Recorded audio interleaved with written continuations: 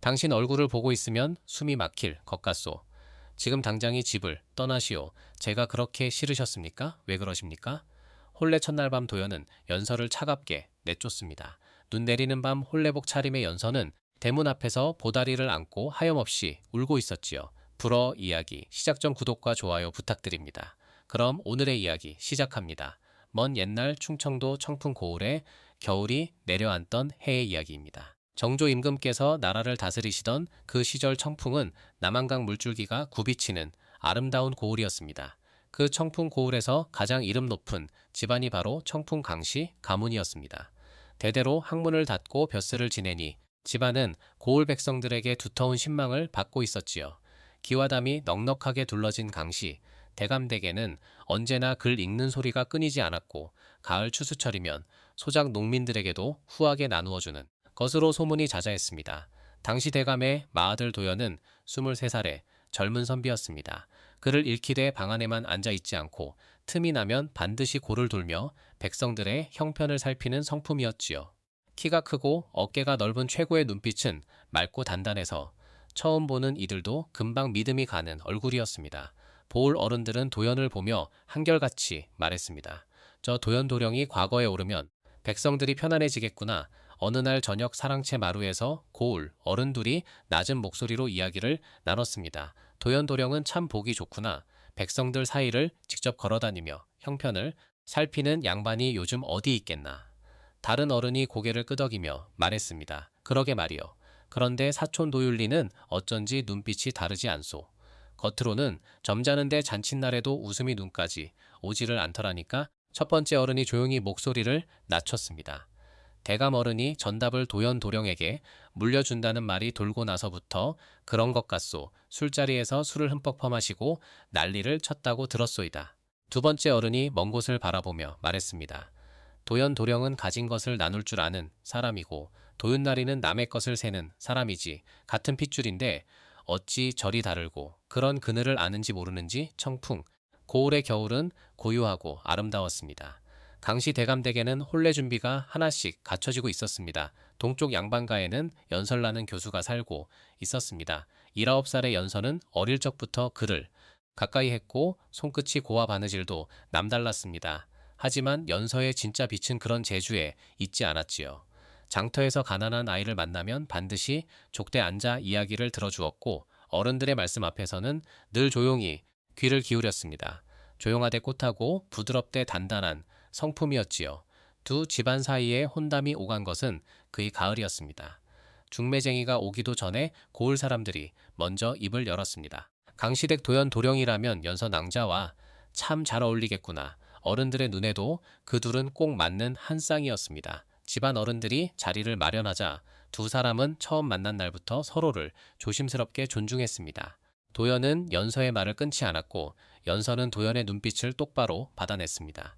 추운 날에도 꽃이 피네요. 도연이 곁에 서서 답했습니다. 매화는 추위를 견디고 피는 꽃이라 합니다. 남들이 다 움츠어들 때 홀로 피어나지요. 연서는 고개를 들어 도연을 바라보았습니다. 눈이 마주쳤습니다. 연서는 금방 시선을 거두었지만 도연은 조금 더 오래 바라보았습니다.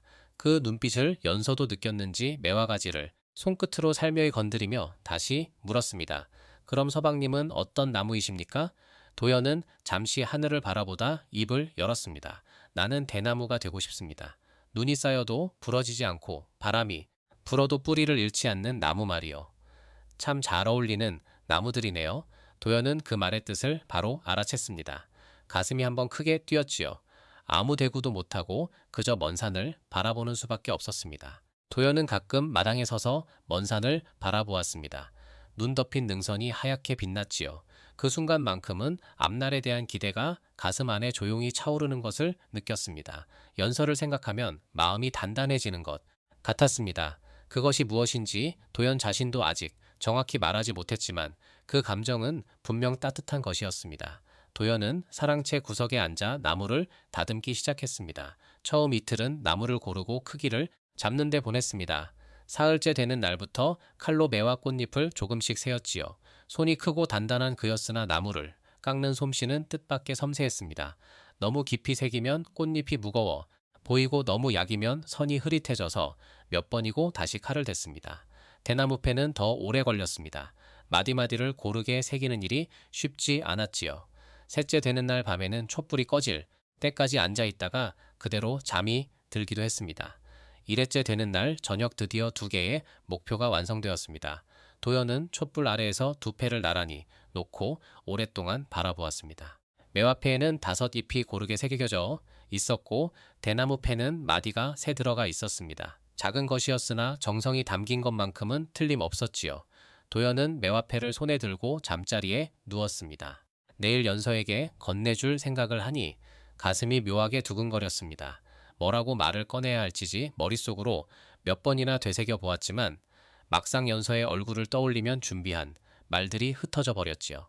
이불을 끌어올리며 눈을 감았습니다. 그러나 쉼이 오지 않았습니다.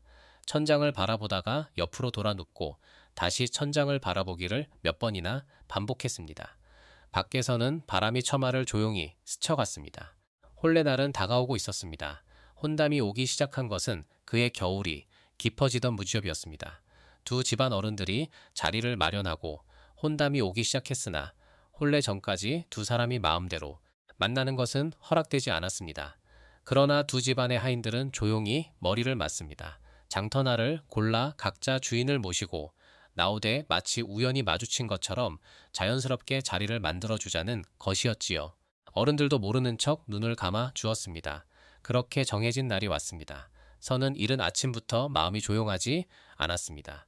시비가 내민 옷을 2번이나 바꿔 입었고 머리를 매만지다가 괜히 다시 풀었습니다. 순더이가 조심스럽게 웃으며 말했습니다. 아가씨 비단을 고르러 가시는 것 아닙니까? 연서는 아무 대꾸도 하지 않았습니다. 그저 거울에서 시선을 거두며 자리에서 일어났지요. 풀어 따뜻한 국밥 한 그릇. 금방 쓰려드려요. 풀얼 장터는 북적였습니다. 엿장수의 가위 소리가 울리고 국밥 냄새가 골목을 가득 채우고 있었습니다. 연서는 순더이와 함께 비단전 앞에 서서 천을 고르는 척했습니다. 그러나 눈은 자꾸만 장터 입구 쪽을 향했지요. 손에 준 비단 끝자락을 의미 없이 만지작거리며 기다리고 있었습니다. 잠시 후였습니다. 서가 앞에서 있는 모습을 보는 순간 가슴 어딘가가 조용히 내려앉는 느낌이 들었습니다. 연서는 옅은 분홍빛 젖고리를 입고 있었는데 그 빛깔이 겨울 햇살 아래에서 유독 곱게 긴 낫지요. 장터 입구에서 하인을 데리고 들어오는 도연의 모습이 보였습니다. 키가 크고 어깨가 넓은 체구가 사람들 사이에서도 눈에 띄었지요. 도연도 거의 동시에 연서를 발견했습니다. 두 사람의 눈이 마주쳤습니다. 두 사람은 각자 놀란 척했습니다. 도연은 잠깐 걸음을 멈추었다가 조심스럽게 다가왔습니다. 연서 아가씨 아니십니까? 연서는 고개를 숙이며 말했습니다. 도연 도련님이십니까? 두 사람은 하인들을 뒤에 두고 나란히 장터 골목을 걸었습니다. 말이 많지 않았습니다. 도연은 연서보다 반걸음 앞서지도 뒤처지지도 않았지요. 걸음을 맞추려 애쓰는 것이 티가 날까 봐 도연은 일부러 떡 파는 쪽을 바라보며 걸었습니다. 연서도 마찬가지였습니다. 자꾸만 시선이 옆으로 쏠리는 것을 느끼면서도 애써 앞을 보았지요. 그때 도연이 조용히 걸음을 멈추었습니다. 소매 안에서 작은 나무패 하나를 꺼내었지요. 손바닥에 올려놓고 연서에게 내밀었습니다. 폐에는 작은 매와 꽃 하나가 정성스럽게 새겨져 있었습니다. 제가 직접 만든 것입니다. 연서는 목표를 받아들며 눈을 크게 떴습니다. 어찌 이런 것을 손수 만드셨습니까? 도연은 이어서 소매 안쪽에서 또 하나의 목패를 꺼내었습니다. 이번에는 대나무가 새겨진 패였습니다. 이것은 제 것입니다. 도연이 말했습니다. 매화와 대나무는 추운 겨울에도 꺾이지 않는다 합니다. 낭자께서 매화를 간직하신다면 저는 대나무를 간직하겠습니다. 선은 목패를 두 손으로 받아들었습니다. 그리고 고개를 깊이 숙였지요. 뺨씀이 붉어진 것을 들킬까봐 고개를 좀처럼 들지 못했습니다. 잘 간직하겠습니다. 그 말만 겨우 나왔습니다. 그 목소리가 평소보다 조금 떨리고 있다는 것을 도연은 놓치지 않았습니다. 도연도 딱히 할 말이 없어 괜히 먼 곳을 바라보았지요.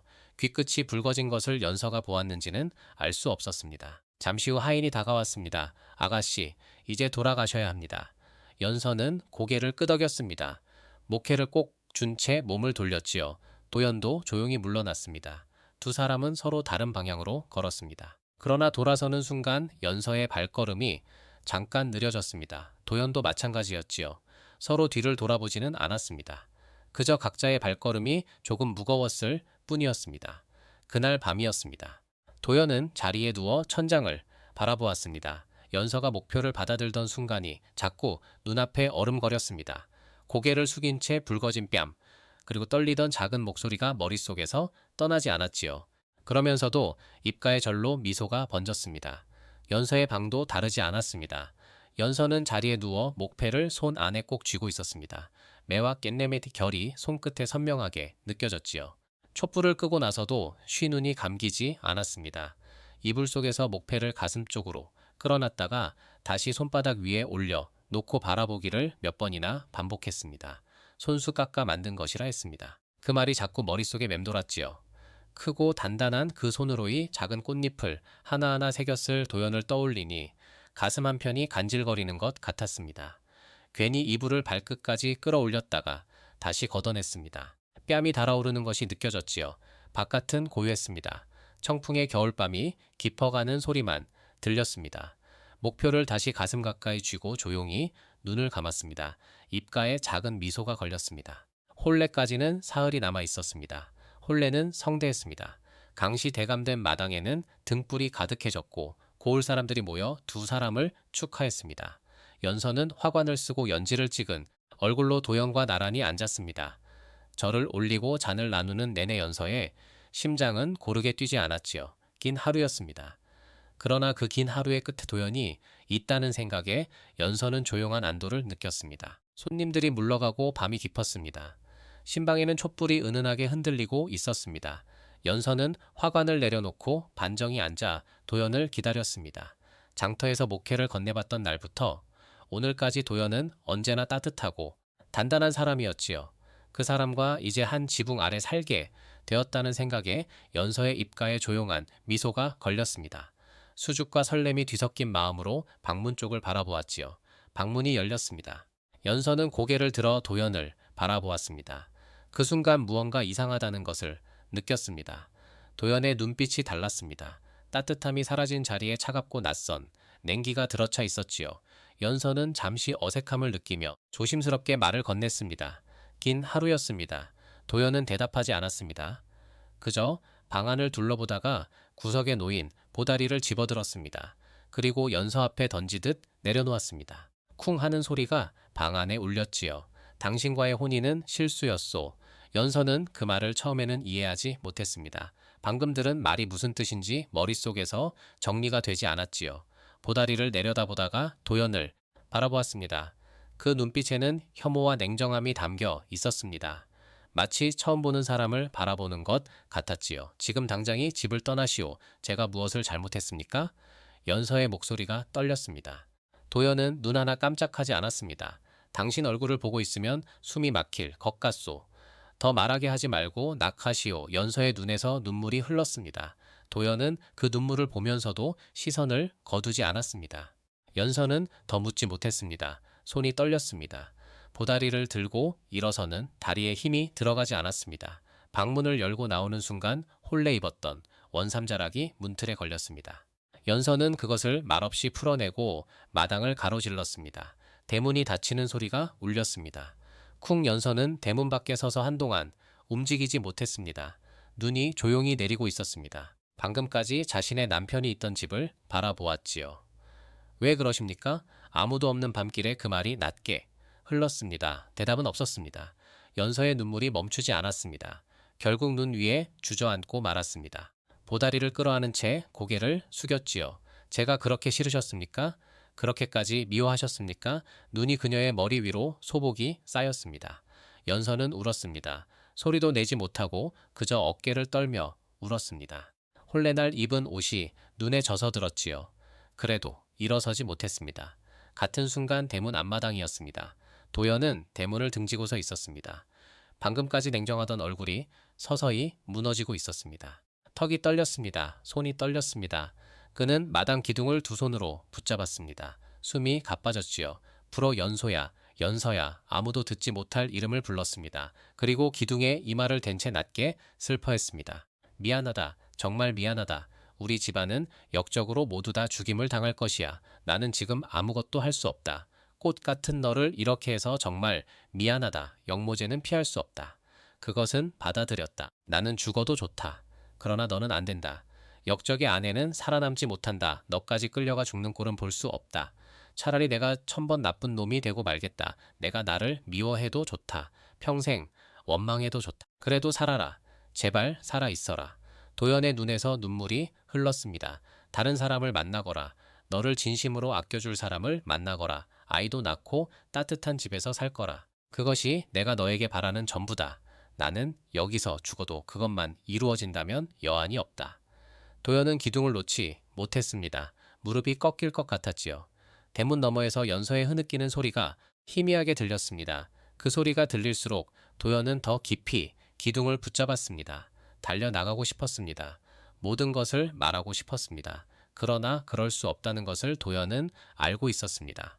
진실을 말하는 순간 연서는 돌아올 것이고 돌아오면 연서도 죽는다는 것을 도연은 그 자리에서 하염없이 울었습니다. 소리도 없이 아무도 모르게 밖에서는 연서의 흐느낌이 점점 작아지다가 이윽고 사라졌습니다. 발자국 소리도 멀어졌습니다. 도연은 그 소리가 완전히 사라질 때까지 기둥을 붙잡고서 있었습니다. 눈이 그의 어깨 위에 쌓였습니다. 끝내 털썩 주저앉아 소리내어 울고 말았습니다. 연서는 보다리를 안고 눈 내리는 길을 걸었습니다. 홀레복 자락이 눈길에 질질 끌렸습니다. 화가는 이미 한쪽으로 기울어져 있었지요. 어디로 가야 할지 알 수 없었습니다. 그저 발이 가는 대로 걸었습니다. 밤이 깊어지자 멀리 장터 쪽에서 희미한 등불 하나가 보였습니다. 연서는 그 불빛을 향해 걸어갔습니다. 작은 주맥이었습니다.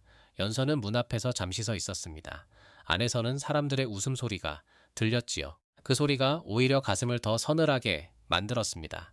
눈에 젖은 홀레복이 몸에 달라붙었고 얼굴은 눈물로 얼룩져 있었습니다. 이 꼴로 문을 열고 들어설 용기가 나지 않았지요. 연서는 한동안 문 앞에 서서 발을 떼지 못했습니다. 그러나 더 갈 곳이 없었습니다. 연서는 이을 악물고 주막문을 열었습니다. 주막 안에 있던 늦은 손님들이 일제히 굳었습니다. 눈에 젖은 홀레복 차림의 눈물로 얼룩진 얼굴, 한쪽으로 기울어진 화관, 그 모습을 본 주막 주인이 급히 달려오며 물었습니다. 이 밤에 아가씨가 어디서 오는 길이요? 연서는 대답하지 못했습니다. 그저 고개를 숙인 채 말했습니다. 하룻밤만 묵을 수 있겠습니까? 주막 주인은 연서를 한참 바라보다 더 묻지 않았습니다. 조용히 고개를 끄덕였습니다. 방 하나 남았소. 연서는 조용히 방으로 들어갔습니다. 그 방 구석에는 이미 한파가 앉아 있었습니다. 커다란 약초꾸러미를 옆에 두고 있었지요. 늦은 밤에서 내려와 주막에 든 약초군이었습니다. 노파는 연서를 한번 바라보았습니다. 홀레복 자락에 묻은 눈을 훑어보다가 조용히 말했습니다. 이 밤에 혼자 다니는 얼굴이 아니구나. 연서는 아무 말도 하지 않았습니다. 그저 고개를 숙였지요. 노파는 더 묻지 않았습니다. 연서는 방 한쪽에 앉아 보다리를 끌어놨습니다. 눈물이 조용히 흘렀습니다. 주막 밖에서는 눈이 계속 내리고 있었지요. 노파는 그 모습을 잠시 바라보다가 낮게 말했습니다. 세상에 사연 없는 사람은 없지. 연서는 그 말에도 아무를 하지 못했습니다. 그저 밤새 울며 잠을 이루지 못했습니다. 도연이 서 있는 마당에도 연서가 걸어온 길 위에도 눈은 소리 없이 쌓여가고 있었지요. 다음 날 아침이 밝았습니다. 주막 밖에서는 장터 사람들이 하나둘 모여들기 시작했습니다. 엿장수의 가위 소리가 들리고 짐꾼들의 발소리가 눈길을 밟으며 지나갔지요. 세상은 아무 일도 없었다는 듯 돌아가고 있었습니다. 연서는 밤새 한숨도 자지 못한 채 벽을 바라보고 있었습니다. 눈은 이미 말라 있었으나 가슴속은 여전히 젖어 있었지요. 노파가 먼저 일어났습니다. 약초 꾸러미를 챙겨 어깨에 매더니 문 쪽으로 걸어가다 멈추었습니다. 그리고 연서를 돌아보며 말했습니다. 나는 산으로 간다. 연서는 노파를 바라보았습니다. 노파는 잠시 연서의 얼굴을 살피다가 덧붙였습니다. 갈 곳이 없으면 따라와라. 연서는 망설였습니다. 돌아갈 집도 없었고 향할 곳도 없었습니다. 친정으로 돌아가는 것은 부끄러운 일이었고 돌아다닐 수도 없었지요. 연서는 잠시 보다리를 내려다보다가 조용히 고개를 끄덕였습니다. 그렇게 연서는 노파를 따라 산으로 올라가게 되었습니다. 음막은 산 중턱에 있었습니다. 작고 낡은 목조운이었으나 아궁이가 있어 옮기는 돌았지요. 노파는 연서에게 구석자리를 내주고 아무것도 묻지 않았습니다. 밥을 지으면 한 그릇 더 내밀었고 잠자리가 차가울 때는 이불을 더 얹어 주었습니다. 그뿐이었지요. 연서는 처음 한 달을 거의 멍이 보냈습니다. 아침에 눈을 뜨면 잠시 자신이 어디에 있는지 잊었습니다. 그러다 운 천장이 눈에 들어오는 순간 모든 것이 다시 밀려왔지요. 홀레복 차림으로 눈 위에 주저앉던 그 밤이 도연의 차가운 눈빛이 쿵하고 받치던 대문 소리가 연서는 이불을 뒤집어 쓰고 한동안 나오지 못했습니다. 보다리는 열지 못했습니다.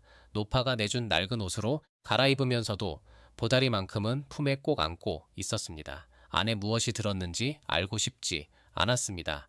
아니 정확히는 알고 싶지 않은 것이 아니었지요. 열었다가 도연의 흔적이 나올까봐 두려웠습니다. 그것을 보는 순간 자신이 어떻게 될지 알 수 없었습니다. 원망이 쌓였습니다. 처음에는 그저 슬픔이었습니다. 그러나 날이 지날수록 슬픔 아래에서 단단한 무언가가 자라났지요. 혼례 전날 장터에서 목패를 건네던 손, 추위를 견디고 피는 꽃이라 합니다. 하던 목소리. 대나무는 제 마음입니다. 하던 그 눈빛이 떠오를 때마다 연서는 이를 안 물었습니다. 무엇이 실수였다는 것인지, 무엇이 숨이 막힌다는 것인지, 그 말 한마디로 사람을 눈내리는 밤에 내쫓는 것이 어찌 사람이 할 짓인지. 그러나 원망은 눈물이 되어 다시 흘렀습니다. 원망하면서도 그리웠습니다. 그 모순이 연서를 더욱 지치게 만들었지요. 노파는 연서를 조용히 지켜 보았습니다. 재촉하지 않았습니다. 왜 산에서 내려가지 않느냐고 묻지도 않았습니다. 그저 매일 아침 약초를 캐러 나가면서 연서를 한번 바라보고 문을 나섰지요. 그러던 어느 날이었습니다. 장터에서 돌아오는 길에 연서에게 말했습니다. 장터에서 이상한 소문이 돌더구나. 연서는 멍하니 노파를 바라보았습니다. 연서는 그 말을 들으며 가슴이 서늘해지는 것을 느꼈습니다. 강씨 집안이라면 도연의 집안이었습니다. 그러나 연서는 그것이 자신과 어떤 관계인지 아직 알지 못했습니다. 그저 남의 집안 이야기처럼 들렸지요. 파는 더 말하지 않았습니다. 연서도 더 묻지 않았습니다. 연서는 종일 누워서 눈물만 흘렸습니다. 울다가 깨었다가 멍하니 있다가 다시 올고를 반복하였습니다. 그날 밤 연서는 운천장을 바라보며 도연을 생각했습니다. 소문이라는 말이 머릿속에서 맴돌았지요. 그러나 이내 고개를 저었습니다. 그것이 무슨 상관이냐 싶었습니다. 자신을 차갑게 내쫓은 사람이었습니다. 이제 자신과는 아무 인연도 없는 사람이었지요. 연서는 눈을 감았습니다. 그러나 잠은 오지 않았습니다. 보다리가 손끝에 닿았습니다. 선은 그것을 꼭 쥐었다가 옆으로 밀어두었습니다. 그리고 다시 끌어당겼습니다.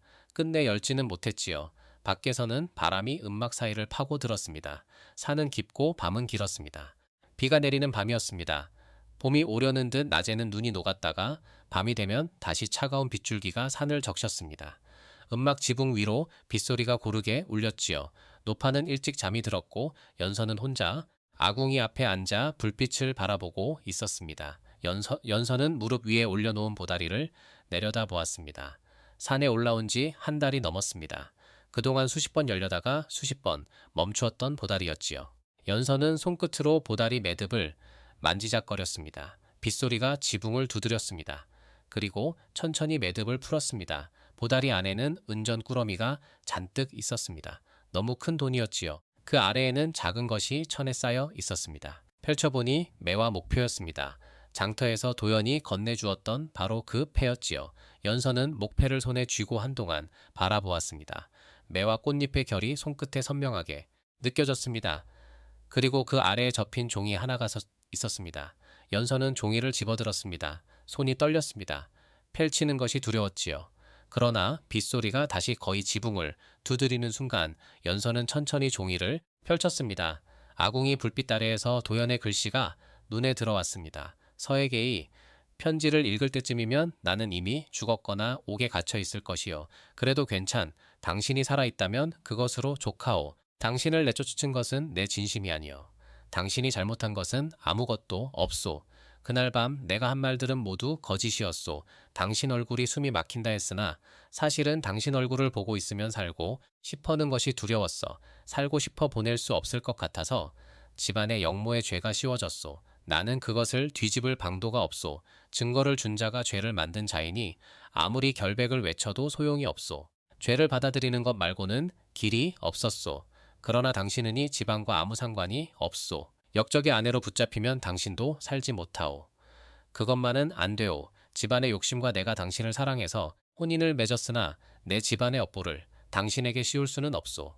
그래서 보냈소. 사랑하기에 보냈소. 미워하시오. 평생 원망하시오. 그래도 살아야 하오. 부디 좋은 사람을 만나시오. 따뜻한 집에서 아이도 낳고 웃으미서 사시오. 그것이 내가 당신에게 바라는 전부여.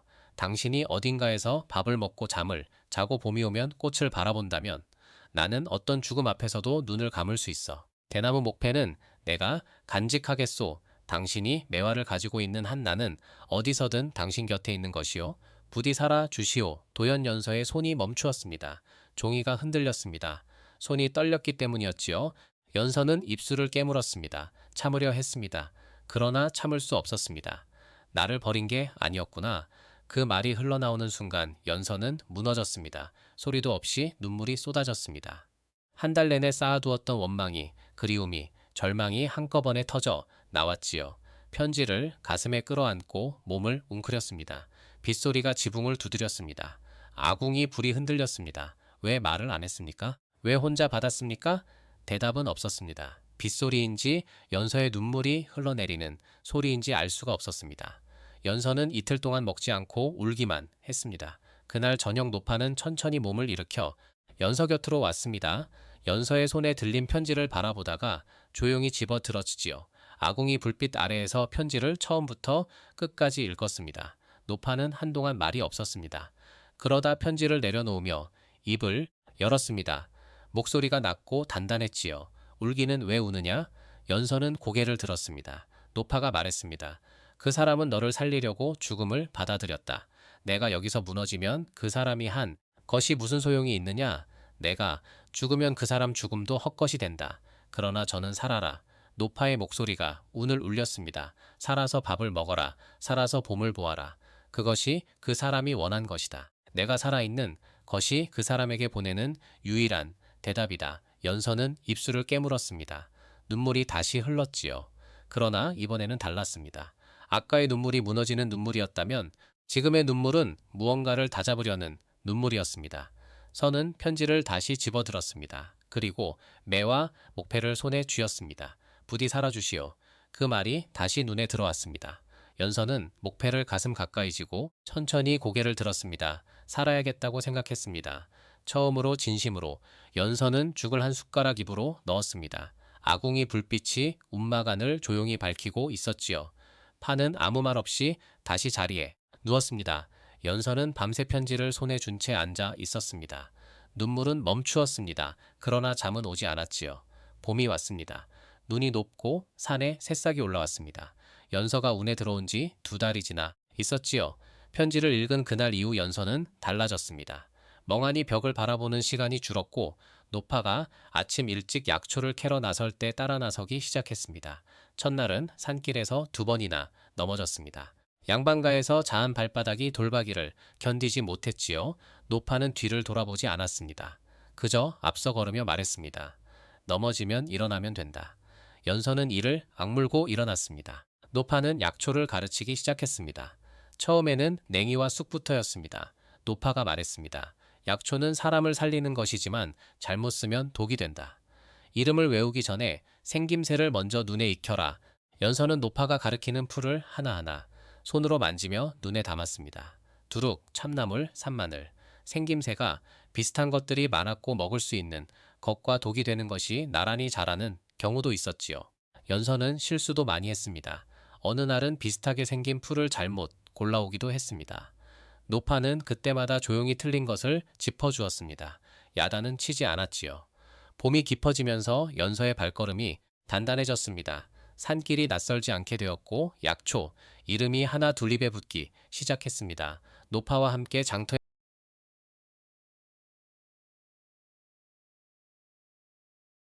내려가 약초를 팔았습니다. 장터 사람들은 처음에는 연서를 낯설게 바라보았으나 몇 번을 오가자 익숙한 얼굴이 되었지요. 그러던 어느 여름날 한낮이었습니다. 장터 한쪽에서 갑자기 사람들이 모여들었습니다. 더위가 심한 날이었지요. 연서가 다가가 보니 장터 귀퉁이에 늙은 노파 하나가 쓰러져 있었습니다. 숨이 가빠 보였고 얼굴빛이 흑빛이었습니다. 옆에 무릎을 꿇고 있는 사내가 있었습니다. 짐을 나르는 짐꾼이었지요. 아가씨, 제 어머니입니다. 며칠째 기운을 못 차립니다. 그의 얼굴에는 절망이 가득했습니다. 연선우는 노파의 손목을 잡아 맥을 살폈습니다. 숨이 약하고 기력이 거의 없었지요. 연선은 잠시 망설였습니다. 그리고 결심했습니다. 산삼을 조금 쓰겠습니다. 백시 노파가 연서 곁에서 조용히 고개를 끄덕였습니다. 두 사람은 함께 산삼을 다렸습니다. 잠시 후 노파의 숨이 조금씩 고르게 되었습니다. 얼굴에 혈색이 돌아왔지요. 사람들이 술렁이었습니다. 살아났다. 짐꾼은 연서 앞에 무릎을 꿇었습니다. 아가씨, 우리 어머니 목숨을 살려 주셨습니다. 이 은혜는 평생 잊지 않겠습니다. 도움이 될 일이 있다면 무슨 일이든 하겠습니다. 며칠 뒤 여름장터에서 이번에는 상인 하나가 심한 배탈로 괴로워하고 있었습니다. 연서는 산에서 캐온 약초로 약을 만들어 먹였습니다. 며칠 뒤 상인은 완전히 회복되었지요. 앞으로 장터에 오면 내가 도울 수 있는 일은 돕겠소. 상인이 연서의 손을 잡으며 말했습니다. 여름이 깊어가던 어느 날이었습니다. 장터에 가마를 탄 양반 마님이 나타났습니다. 마임은 오래된 기침으로 얼굴이 창백했지요. 의원들도 고치지 못한 병이라 했습니다. 연서는 조심스럽게 다가가 말했습니다. 산에서 캐온 약초가 있습니다. 백시 노파와 함께 약을 다려 마임에게 먹였습니다. 며칠 뒤 기침이 크게 줄었지요. 마님은 크게 기뻐하며 말했습니다. 아가네의 은혜를 잊지 않겠다. 그 마님의 집안은 관아와도 왕래가 있는 양반가였습니다. 여름이 절정에 이른 어느 날 연서는 산 깊은 곳에서 낯선 잎을 발견했습니다. 백시 노파가 그것을 보고 걸음을 멈추었습니다. 이건 산삼이다. 조심스럽게 땅을 파자 굵은 뿌리가 드러났습니다. 주변을 더 살피자 여러 뿌리가 자라고 있었지요. 산삼밭이었습니다. 두 사람은 한동안 말이 없었습니다. 연서는 산삼을 조금씩 캐어 장터에 내다 팔았습니다. 산삼값은 큰 돈이 되었지요. 은전이 조금씩 모였습니다. 여름이 끝날 무렵은 산 아래 작은 집을 마련했습니다. 장터 사람들이 연서를 알아보기 시작했습니다. 수근거리는 소리가 들렸지요. 산에서 약 캐는 여인인데 사람을 잘 살린다더라. 연서는 여전히 조용히 산을 오르며 약초를 캤습니다. 그러나 마음속 한편에는 언제나 도연의 편지와 매와 목패가 남아 있었습니다. 가을 장터는 수확철로 북적이고 있었습니다. 연서는 산삼을 팔기 위해 약방에 들어갔습니다. 약방 주인과 값을 흥정하는데 옆에서 장터 사람들의 이야기가 들려왔습니다. 연서는 처음에는 흘려들었지요. 그러나 다음 말에 손이 멈추었습니다. 청풍 강씨 집안 말이야. 부모까지 모두 처형됐다더라. 다른 사람이 말했습니다. 남은 아들도 겨울 형장에서 모기 베일 거라더군. 영모 집안이니 어쩔 수 없지. 연서는 숨이 멎었습니다. 그 사람은 도연이었습니다.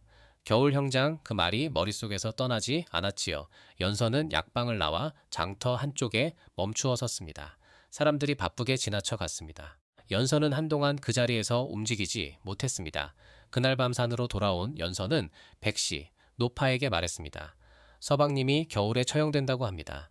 노파는 잠시 불빛을 바라보다가 말했습니다. 그럼 시간이 많지 않다. 진실을 밝히려면 지금부터 움직여라. 연서는 고개를 끄덕였습니다.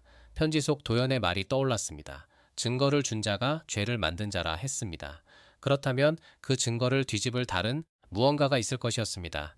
연서는 그날부터 움직이기 시작했습니다. 며칠 뒤 장터에서 봄의 어머니 목숨을 살려준 짐꾼이 찾아왔습니다. 어머니가 아직도 아가씨 이야기를 합니다. 그리고 드릴 말씀이 있습니다.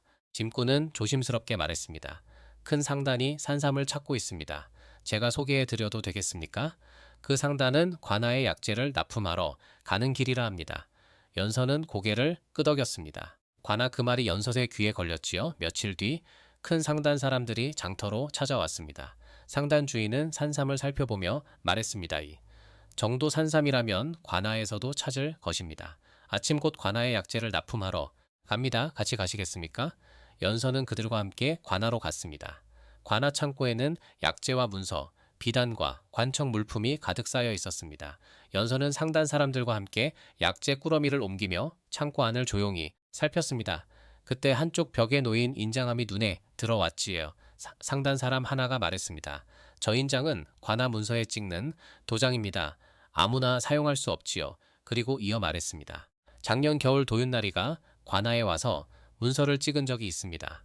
그것이 이상하다고 생각했지요. 관아 관리도 아닌 분이 인장함을 열었으니 연서는 순간 멈추었습니다. 작년 겨울 강씨 집안 사건이 일어나기 전이었습니다. 연서는 조용히 생각을 가다듬었습니다. 관아 인장, 도윤, 그리고 강씨 집안, 서고에서 발견된 밀서, 그 밀서에는 관아 인장이 찍혀 있었다는 이야기를 장터에서 들은 적이 있었지요. 그 순간 연서의 머릿속에서 무언가가 맞아 들어가는 느낌이 들었습니다. 그 문서는 누군가 만든 것이다. 그날 이후 연서는 가을이 지나고 초겨울이 올 때까지 장터를 계속 오갔습니다. 상인들과 이야기를 나누고 관화, 하인들의 말에 귀를 기울이고 장터, 사람들 사이에 돌아다니는 이야기를 하나하나 모았습니다. 퍼즐의 조각들이 하나씩 모였지요. 그리고 어느 날 장터에서 강씨 집안에 오래된 하인을 만났습니다. 하인은 연서를 알아보고 주위를 살핀 뒤 조용히 말했습니다. 그날 밤서고 열쇠는 도윤나리에게 있었습니다. 제가 직접 보았습니다. 연서는 고개를 들었습니다. 이제 모든 퍼즐이 맞추어졌습니다. 관화 인장 기록 서구 열쇠 하인의 증언이 이 셋이 하나로 이어지면 강씨 집안 영모 사건의 진범이 누구인지 드러나는 것이었습니다. 첫눈이 내렸습니다. 장터에 새로운 소문이 돌았지요.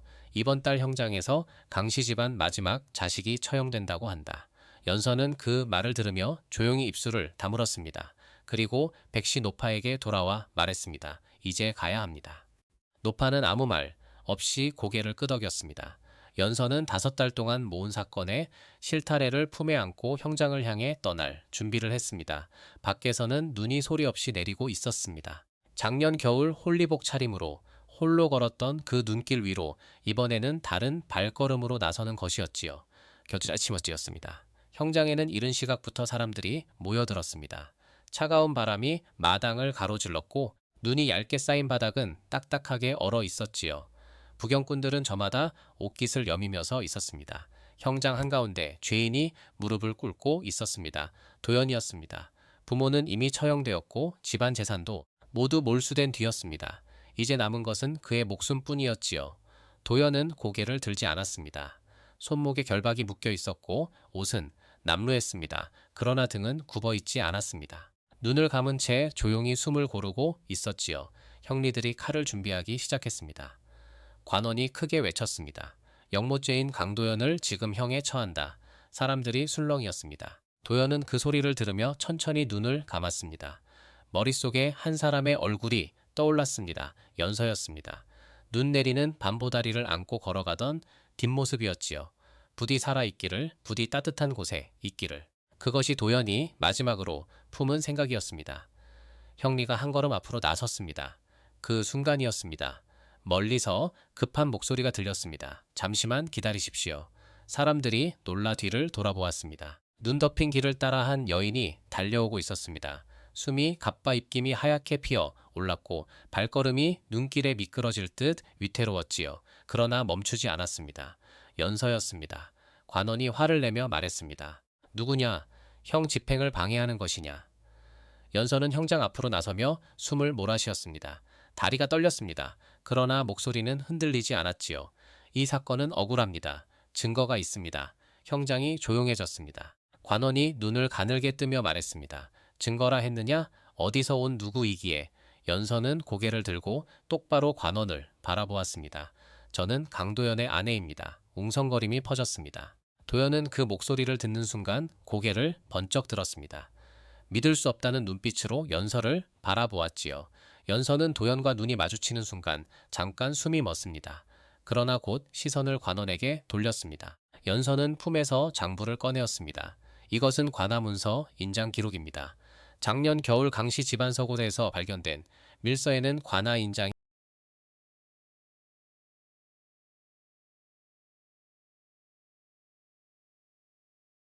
찍혀 있었습니다. 그런데 이 기록에 따르면 그 인장은 강도인이 사용했습니다. 관원들이 장부를 받아 펼쳤습니다. 거기에는 분명히 적혀 있었습니다. 작년 겨울 문서인장 사용 강도윤, 형장에 있던 사람들이 웅성거리기 시작했습니다. 그때였습니다. 평장 한쪽에서 강씨 집안의 늙은 하인이 앞으로 나섰습니다. 제가 보았습니다. 그날 밤 도윤나리가 서고에서 나오는 것을 제가 직접 보았습니다. 하인의 목소리가 떨렸으나 분명했습니다. 사람들의 시선이 일제히 도윤에게 쏠렸습니다. 도윤의 얼굴이 굳었습니다. 입술이 파르르 떨렸지요. 연서는 말을 이었습니다. 도윤은 관아관리와 결탁하여 가짜 밀서를 만들었습니다. 그리고 그것을 서고에 숨겨 강씨 집안을 역모로 몰아넣었습니다. 재산을 빼앗기 위해 집안 사람 모두를 죽음으로 몰아넣은 것입니다. 형장이 완전히 소란해졌습니다. 관원이 장부와 하인의 증언을 다시 확인했습니다. 도윤의 얼굴은 점점 창백해졌습니다. 그는 무언가 말하려 했으나 입이 열리지 않았지요. 관원이 잠시 후 크게 외쳤습니다. 형 집행을 중지하라. 형리들이 칼을 내렸습니다. 형장에 잠시 침묵이 내려앉았습니다. 도연의 결박이 풀렸습니다. 그는 천천히 일어섰습니다. 오랜 옥살이에 몸은 야위어 있었으나 눈빛은 살아있었지요. 도연은 천천히 고개를 돌려 연서를 바라보았습니다. 연서는 눈물을 흘리고 있었습니다. 소리도 없이 그저 눈물이 흘렀지요. 도연은 믿을 수 없다는 듯 연서를 바라보다가 낮게 말했습니다. 연서는 고개를 숙였습니다. 늦어서 죄송합니다. 도연은 아무 말도 하지 못했습니다. 형장 위로 눈이 다시 내리기 시작했습니다. 두 사람 사이에 조용한 침묵이 내려앉았지요. 그 침묵 속에는 1년 동안 서로 다른 자리에서 버텨온 시간이 모두 담겨 있었습니다.